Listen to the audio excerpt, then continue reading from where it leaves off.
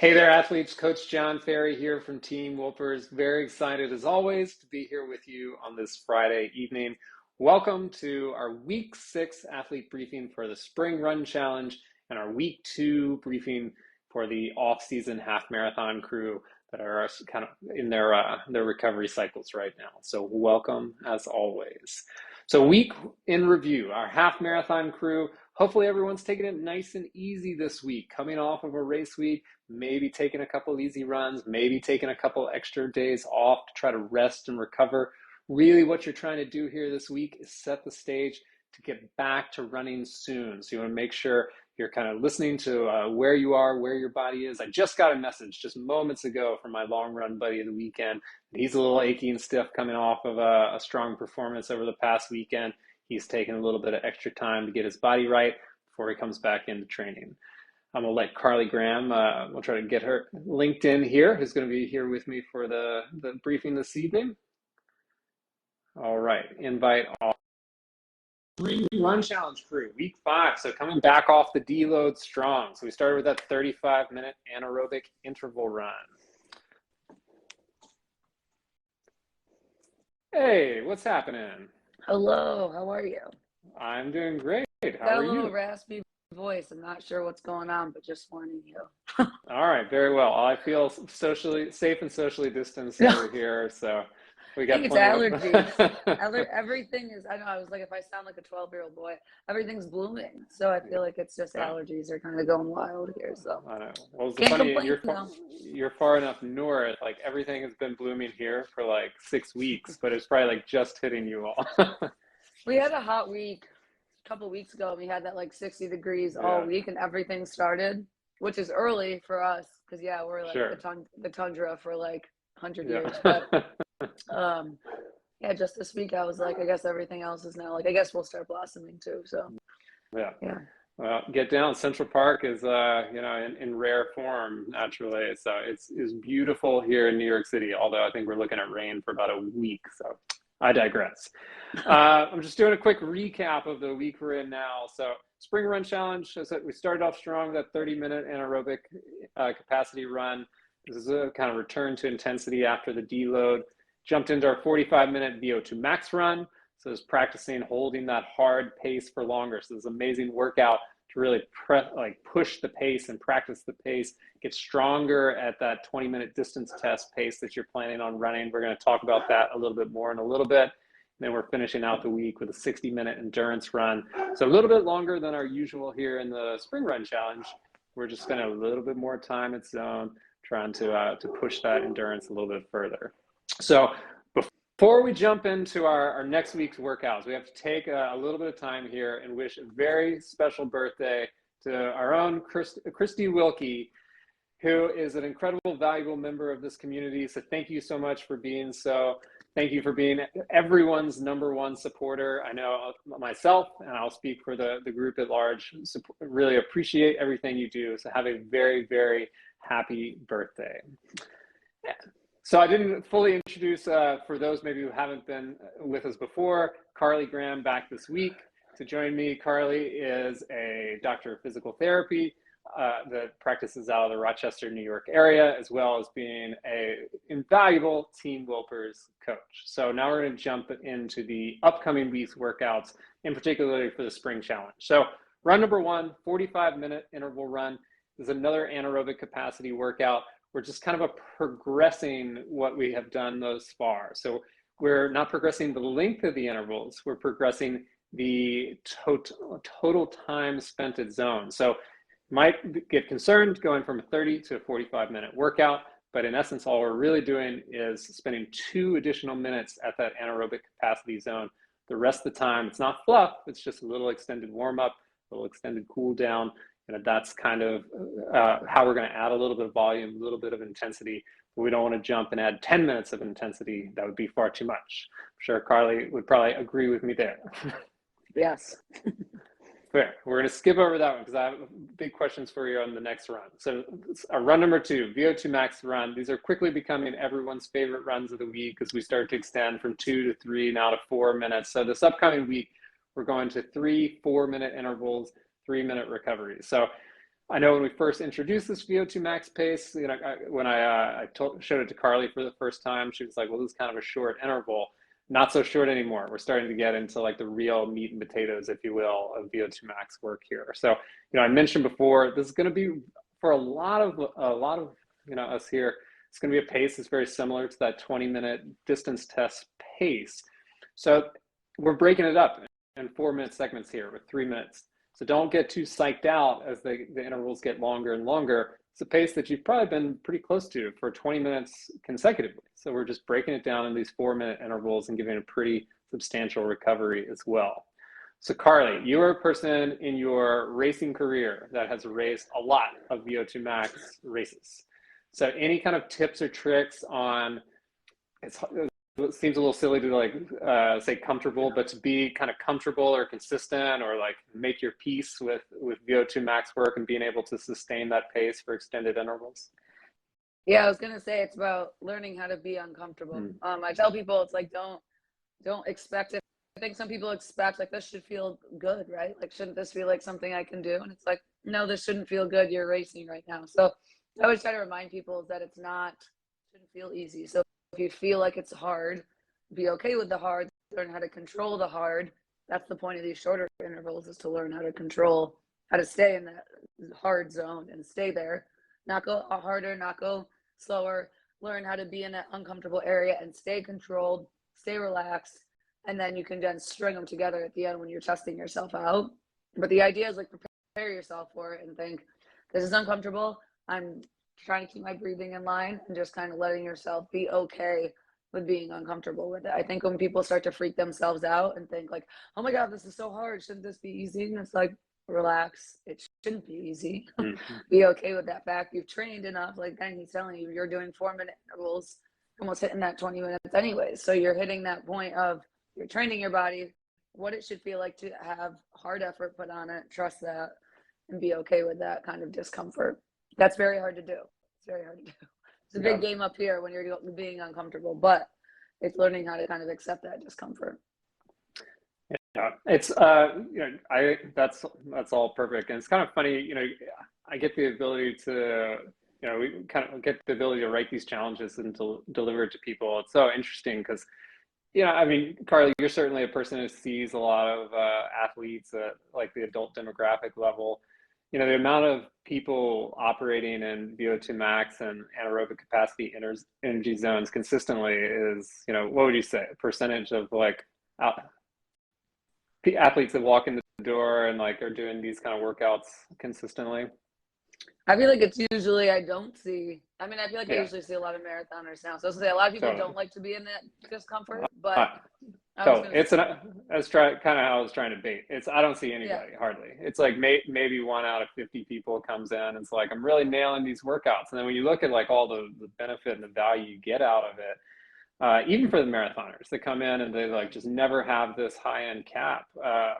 So it's really cool that we as a group here get to like really go into it and dig into this type of stuff. And the reason I went on this long tangent that I didn't tell Carly about is it's tricky. You don't just like get good at it by the first time you do it or the second time or the third time. It takes repetition after repetition after repetition. And if you're a person that's done all easy running or one pace running or marathons and you're doing mostly easy and marathon pace, it's just a learning curve, just like anything else. And there's a ton of value to it. There's a ton of value in the process itself and failing at some of these workouts. I think sometimes we get so concerned with like being perfect on these things that we forget like it's all about the process. So try to enjoy the process, as Carly was saying. No, this is a tough thing. You're pushing yourself outside of your comfort zone. You're doing something new. And every time you're kind of pushing your body into a new situation, you're going to, hoping to get and probably will get adaptation because this is something you're not used to doing. The only way to learn how to do it right is to do it wrong. And I think a lot of people forget that. So it's just kind of like, your only way you're going to know if you're nailing the pace is to hit a pace a little bit too slow or a little bit too fast and learn how to dial it in between. It's like even for marathons, learning how to run a different pace is the only way to learn how to run the other pace better. So it helps on all ends of the spectrum. Speed work is the best way to kind of build up that huge spectrum of cardiac strength for runners anyways. So I definitely think it's the idea of like, it's okay to fail. You're going to fail. You're going to have workouts where you don't nail the pace. you're going to have workouts where it doesn't feel easy like you want it to. But then in the end, you're learning from that to then try to nail the next one. 100%. So speaking of another one that, sometimes gets tricky, you don't nail every time, our 60-minute endurance runs. This is a long run of this challenge here.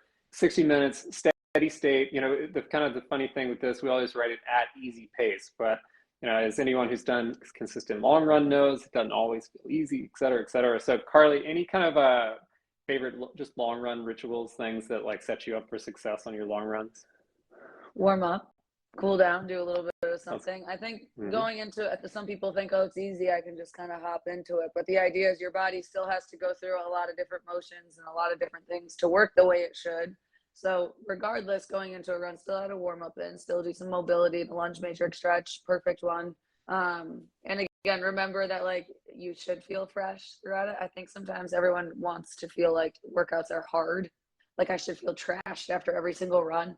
No, easy run. Yeah, you should feel like you ran for an hour, but you should be able to run at a pace that is like an easy effort pace that you could hold for that hour and talk and keep it at that effort. The goal is not to spike into a high zone. The goal is to stay at a low zone. So I would just set yourself up with good warm up still. Hydrate more than you think you should. A lot of electrolytes, but also just remember that it should be at that kind of low zone effort throughout the whole thing. No progression run. A lot of people are like, I feel good at the last 2 miles, so I went faster. And it's like, well, this wasn't a progression run. This was an easy, long, easy zone 2 effort run. So stay in that zone the whole time. For sure.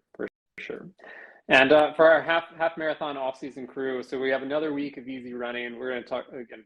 I'm going to ask Carly a little to elaborate here in a second, but we're just going to add a little bit of volume back in week 2 off of the race. We're going to put some striders back in just to kind of work on stride length and move ourselves back in the direction of more key running. But if we're coming off of A races or hard races, pretty standard to take a couple weeks to really like get back to full bore. So hopefully you're mentally starting to like feel like you want to push. It's that you have to like use the smart training tactics to pull yourself back instead of jumping in too fast. Take this process to kind of build back up slowly, and it's going to set you up for a little bit of success, or not a little bit, it's going to set you up for more success in the next training block. So Carly, I'm kind of curious, once again, you've raced a zillion different distances.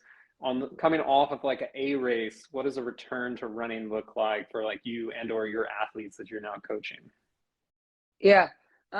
One thing, just because I know there's a lot of comments coming up because I said the word zone 2. I'm not necessarily talking Peloton. I'm just saying in general, if you have your zone 7 is all out sprinting till you puke, you want to think that you're in that lower end of the range of conversational, your body's in control during easy pace. Back to that, yes, I think the amount of recovery does kind of depend on distance, more to physiological level too. Like if you're running a 5K, let's go on that because I know that's what we're kind of looking at with the 20-minute test. Like a 5K race, like you want to think you broke down your muscles because you ran really hard, but the idea is that you still need to take, like if you're ending your A training cycle and you're trying to think in 3 months, I want to run this 5K again, or that's what I wanted to peak for. You do need to let your body at a cellular level really try to heal. So it is a good week of like low effort, off of like not really pounding your legs as much. Take some days of doing nothing. You really got ants in your pants, go for a walk, do something to loosen up, but you don't need to be loading your body as much because those little micro tears that you have in your muscles in your body take longer than 2 days to recover. Even after 2 days, you feel better. Your body at a deeper level is not fully recovered yet. So I'd say after a 5K, you want at least a week of not really running as much, taking a week off, let your body and mind mentally reset. 2 weeks is great too, especially if you have plenty of time to go up for the next one. For a half marathon, full marathon plus, definitely I would say at least 2 weeks, at least 1 week off of not really doing anything, active recovery stuff. And then you can kind of wean in some light stuff in that second week if you're again feeling antsy and you feel like you need to do something. But I would say at least 2 weeks after a marathon to like fully let yourself get a full reset. You don't want to go into your next training cycle 30% fatigued. Let's go into the next training cycle 100% recovered and kind of feel a little bit better going in. Couldn't agree more. So we're going to jump straight into some of the questions that came up from the Facebook group because there were some good ones here. So the question here was, I have a 10K next Saturday. So how should I plan out my week so I get the most out of my race? And so I'm going to flip it a little bit to like generalize it. So we're coming to the exact opposite side of what Carly just talked about, which is on a race week. So people I think are fairly familiar with the kind of tapering down a little bit, but how do you set up a race week? And we'll use the 10K because well, some 5K to 10K as a kind of a blueprint here, as opposed to like a marathon. Is it all easy running, combination of like intense, short intensity, et cetera? Or I'll kind of turn it over to you of just, what does your race week look like typically? Yeah, I actually kind of generalize it. Distances like this for most people, just the amount of running obviously varies on distance. But if you're going to look at the plan of the week, I like to do 2 days off before the race. So if your race is on a Sunday, I say the 2 days before. The day before, so like working backwards here, the day before I do either, again, depending on what you're running and what your ability level is. If you're not running that many miles a week, you're not doing a 4-mile shakeout run. For those people who run 70 miles a week, that might be what they're doing. If you're running 15 to 20 miles a week, you might do a quick 15 to 20 minute shakeout run the day before, just to get your legs kind of used to, get your body brain connection of like, hey, this is what my body should do. I always say a little shakeout run plus a couple strides the day before kind of like primes you up. You take the day off, you recover, prime your body up so that by the time race day hits, you know what you're supposed to do, but you're not going in with feeling stiff. I find that if you take a full day off, sometimes you're stiff the day after because your body didn't move the way that it should have. So everyone's different. I've definitely adapted for certain athletes in there, but I usually say 2 days off before, a little shakeout primer the day before, and then the run. And then if a race is on Sunday, for example, maybe if you have a goal pace, maybe the Tuesday before the race, you do some quick, just little small reps at the pace you want to go. Just to, again, train your brain of like, hey, what should I feel like on race day? Train your muscles to have what I feel like. So if you're doing a 5K or 10K, you might do 60 to 90 seconds 4 to 5 times on Tuesday. Hey, this is the pace I want to feel. Train your body. This is what I should try to dial in on race day, like the Tuesday before a Sunday type of race. Couldn't agree more. It's pretty much how like we operate even within this challenge structure is, we'll basically do little, reduce our volume, but little short intervals going into the test week. Perfect. And it's just to be keyed up, to be kind of tuned in, especially if you're coming off of maybe, for like a half marathon or something, even a 10K, maybe a little bit of a taper period going in. Certainly like to touch on those paces, so it's not 7-10 days off of pace, but while reducing volume. So agreed all around. So we'll jump right into our next one here, which was these are the form questions, which there might be a lot of it depends, but so sometimes when I run, my knees will knock against each other. I kick my opposite ankle with my foot. So 2 separate things here. So not at the same time. Is this from weak glutes and or hips? And what can I do to prevent this? So Carly is definitely better equipped to answer this than I am. So I'm thrilled you're here for that. So 2 things. So we'll go one at a time. So first issue is like knees knocking during a running stride. Any kind of thoughts on what could cause that?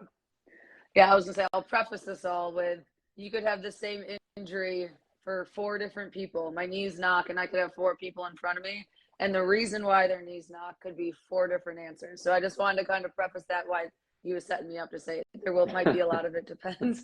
But that is one thing I like to preach, is that a lot of the times people want like, oh, I'm heel striking, should I just change my foot strike? And it's like, well, no, there's probably a reason why all these things are happening. So knees knocking, it could be that you naturally have wider hips and your femurs just naturally roll in towards each other and your knees find each other. That's an option.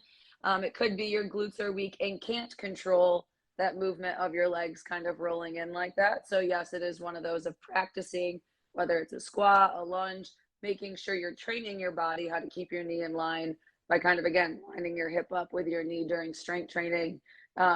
And doing kind of, again, I say squats or lunges or a staggered type of squat to mimic running. You can do all the clamshells in the world, but you don't run lying on your side with your knees bent. So doing some of that strength training standing up in a position that mimics running can help kind of those muscles learn how to move and control that movement a little bit better. The position of your hips in general weakness in your glutes is definitely an option. And it could just be that your hips are kind of too tilted forward is another thing I kind of tell people.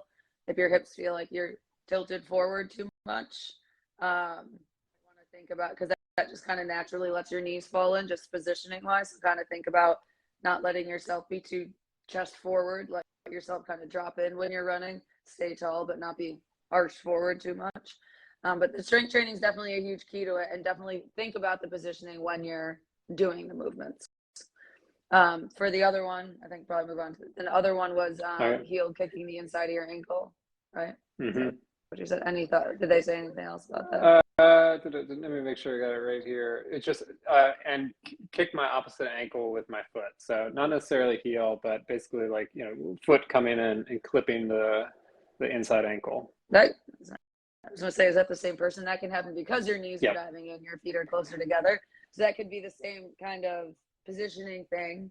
It could be the same positioning idea that when your knees kind of naturally fall in, your toes are also trying to roll in with you. And as you're trying to correct your toe back forward, you're kicking the inside of your ankle. So it could be that as you're rolling, coming through this stride, you end up kicking yourself.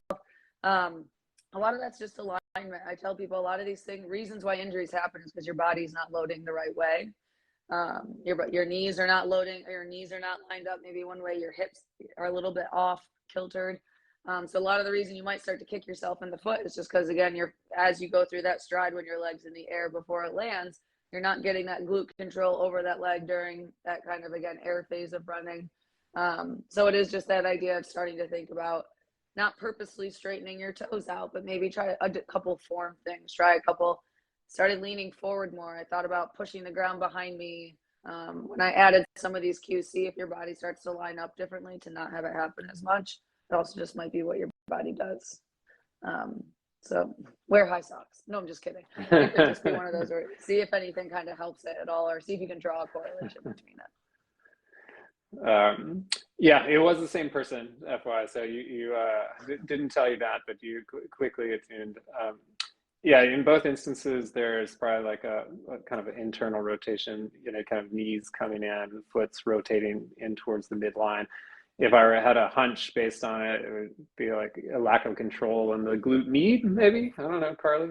Yeah, maybe? I mean, all your glutes, right? That whole, if you can't activate your glutes well, it could just be that you're not controlling that femur, and your foot's rolling in with you because your whole leg is probably rolling in, and your foot at the last second is trying to swing forward as you land, and you're kicking yourself. And as it tries to swing forward as you land, because you don't want to land with your toes knocked in, you'll fall over, right? So your foot's like, hey, I got to straighten out so I can land here and not fall over. And as your foot's doing that, you're kicking yourself. So yeah, the more you can get that glute control over the rotation in of those legs, again, focusing on feeling those knees stay in line with the foot, stay in line with your hip versus in, the more you're going to feel that less contact in the midline there. Yeah. And, you know, I've certainly said plenty of times over the course of time, one, working with a obviously qualified PT, you can learn a lot about your running. You can certainly get prescriptive action to correct it. But the result ends up in strength training, whether it's with a PT, strength trainer, et cetera. You know, plenty of people will ask over the course of time, like, you know, what my favorite strength training exercises is. And it depends. But single leg activities, kind of what Carly was saying, like you can do a million clamshells, but you're not loaded there, your leg's not moving. So you can strengthen the glute medius, but you don't retrain the movement pattern that goes along with it, with, you know, high knee drills, skip drills of certain, or just running once you've like accumulated, you know, built strength back in that leg. You know, you have to like kind of retrain the movement pattern as well. So strength training, crucial. Definitely agree with that. We'll jump on to the next one here. So this is actually an amazing one. I'll be really interested to hear your thoughts, because it's one of those, is like a question presented as a problem, but it actually is like a great solution. So the question was, during a tough run, I find my arms are exhausted. What's causing that? You're tense up. I was going to say that's actually more common than not. People just hold a lot of tension. And I think that's something that's really ignored a lot with running and a lot with like sports and injury. People think they have like a quick, like, hey, you have this. Well, I think you should do that. And it really isn't it's more of like letting go of the pattern that's causing your pain by decreasing tension in certain areas. It sounds like this person's probably clenching their fists and trying to run with their upper body. due to probably weakness in the lower body. So it's one of those where it's that whole idea that if you are clenching in your arm, you're probably really stiff in your upper body when you're running. Most people are, because no one thinks about it until someone tells you to. So this is me telling you to start to think about if you are holding tension, whether it's in your shoulders, in your neck, in your hands, like let yourself shake your arms out, let all that tension go, let your arms kind of slide lower on your body. You'll probably end up tensing back up, but then you think about it, shake it out, let yourself let go of that tension. To me, it just sounds like you're holding a fist and letting your upper body stay really stiff without knowing about it. So I would say to start thinking about it at first and let yourself take that big breath out, learn what it feels like to drop all that tension, to let your body move. Your body should rotate when you run, should do all those things. Why doesn't it? You're restricting it by holding tension, getting really tight. So a lot of it we're doing to ourselves. We try to find strength in other places due to a weakness somewhere else, and sometimes it is in the arms and in our hands and things like that. Yeah, there was a cue I always liked, which is kind of like imagine two drums right behind your hips, and that's kind of where you want to be hitting. It's like your hands want to be coming down and like hitting those drums right behind your hips. It's it's a little bit silly. The point is not to like actually be hitting drums behind your hips. The point is to bring your hands down. And there are 3 scenarios where I see hands come up all the time. And I can tell you, you can remove the implement that I'm about to bring up, and I can tell you if it's a person that runs with a cell phone in their hand consistently, a handheld water bottle. And here's the biggest offender is if you're a treadmill only runner, because you get treadmill hands. The reason you have treadmill hands is because there's a table right there. You're pushing too far towards the front. And that's probably the toughest one where you just see, you don't want to hit your hands on the table. So hands come up and up and up, and you get this kind of like real high arm pattern. But you can identify it really easily in runners when you like take them off of that element because they don't change it. So I think what Carly says right is, relax the upper body for sure. You maybe try the little cue of, dropping your hands by your hips, but that absolutely, can accumulate over the course of time and, make it, especially like right here, accumulate a lot of stiffness during your leg. Sure. Mm-hmm. So on a very similar question, we got on an arm swing theme, which is interesting because no one's asked about it in 1 year. There are 2 questions today. So does the direction of arm swing make a difference? I've realized that when I swing my arms, they come forward toward the center of my body. I'm wondering if I should be keeping my forearms more perpendicular. Your arms are going towards the center of your body because you don't have thoracic rotation. Just a quick side note. So your arms are coming across to try to cross your body because you're not getting your upper body to actually move and rotate. That's actually like your arms coming across as a compensation. So again, you can bring your arms to your side all you want, but if you don't learn how to rotate and loosen up your upper back, you're probably going to come right back here. So I tell people, if you're having arms cross your body, try to loosen up your upper back a little bit, foam roll your upper back, do some mobility, thread the needle, all that kind of stuff. If you can get your upper body to start moving by dropping tension too, you'll be able to let your arms just naturally relax by your side and move. Your arms should just, again, move with you. Arms actually rotate because your trunk is rotating. Your arms just to come along for the ride. That's actually why arm swing is a thing. A lot of people think like, yeah, if you're finishing a race, go ahead, swing your arms, pump your arms, get all the energy you can get. But otherwise, arm swing is a product of. So it's that whole idea of finding out why you're doing that and seeing if you're stiff again somewhere else up top that's causing your arms to come across your body and do the whole like cherry dance type of thing. Sure. So we've mentioned a couple of things that are like just incredibly common in adults, period, like much less, which is the forward rotated pelvis, which on a different day, I had an entire soapbox on forward rotated pelvis. But then the other is certainly the tight upper body,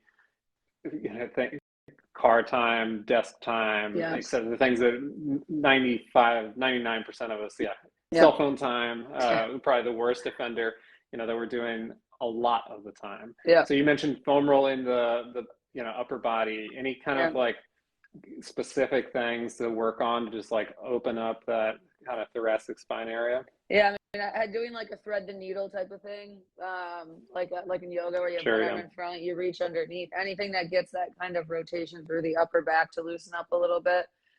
Foam rolling your upper back, again, using a ball and rolling it on your chest if your chest is getting tight.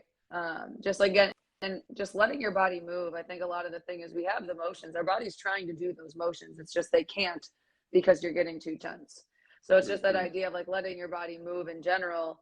If you then notice like, oh, now just my left arm's crossing. Okay, well, maybe you need to loosen up to that left side a little bit more, loosen up the muscles on that left side and find that. But yeah, things that can kind of, again, just stretch and move the upper back just a little bit. Great. Well, it's 6:30, but we have one more question. This one I thought if you've got some time here. So the question was, on some of the interval runs, I'm getting bad cramps, stitches in my side abdomen. I run in the morning fasted, so I know it's not due to full stomach. Is there a best way to prevent or alleviate this mid-run? Yes, exhale. So a side stitch is actually it's your diaphragm cramping. That's what a side stitch is. So usually that happens because of a breath pattern. And I usually tell people it's more likely to happen when you're going fast, uphill, longer, when you start to fatigue. So I tell people to always really think about exhaling, letting yourself feel like if you find yourself in that kind of barrel chested position. I know I'm going back to the lower your tension. You probably see a theme here.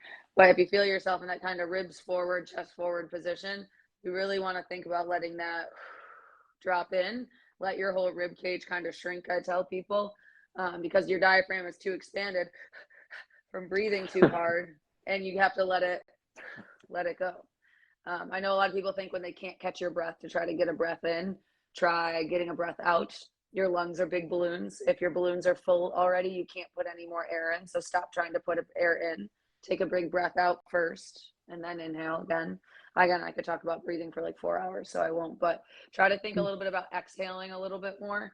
Think about letting the chest drop in. Think about that whole rib cage shrinking in. If you do kind of lean forward, let your arms relax. See if that will help your diaphragm relax a little bit. I hate to say it, I went through my entire college career when people told me to put my hands on my head. Catch your breath, put your hands on your head. Don't. Put your hands on your knees. There's a reason that's instinct. There's a reason it's instinct is because that shortens your diaphragm and it has your diaphragm actually relax and that can let it go. So it actually is like anatomically, put your hands on your knees, take a big breath out, let your diaphragm relax. I know this was like mind blowing to me post-college when I took all this continuing ed and when I was living in New York City and they were like, yeah, you got to exhale and put your hands on your knees. I was like, what? I just went through 6 years of not doing it. So it is actually excellent. Try to let it go. I've had a lot of people help with like breathing issues just from thinking about that just a little bit. Amazing.